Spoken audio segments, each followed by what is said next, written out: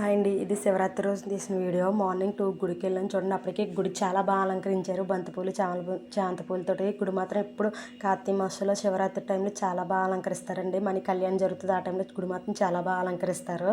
Morning 2కి అభిషేకం start చేస్తారు. ఆ ఫస్ట్ అభిషేకానికి వెళ్ళిపోయండి. తర్వాత అభిషేకం అయిపోయిన తర్వాత ఇంటికి వచ్చేసి ఇంటి దగ్గర పూజ చేసుకుని పరమాన్నం, గారెలు ఇవన్నీ వండుకొని మళ్ళీ వీరభద్రుడి దగ్గరికి వెళ్ళామండి.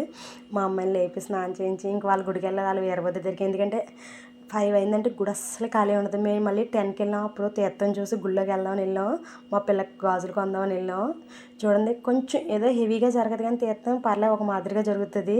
ఫ్యాన్సీ ఐటమ్స్ ఇవన్నీ వస్తాయి. చూడండి, 10 గంటలకు వెళ్తే గుడి అస్సలు ఖాళీ. చూడండి ఎంతమంది, ఫుల్ రష్గా ఉంటుందండి. మధ్యాహ్నం అన్నసంతర్పణ ఒకటి జరుగుతుంది, అన్నసమారాధన.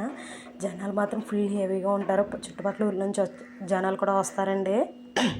తర్వాత ఇది నైట్ భరతనాట్యం, కోలాటం ఇవన్నీ ఉన్నాయండి. ఈవినింగ్ టైం కోలాటం పెడతారు. నైట్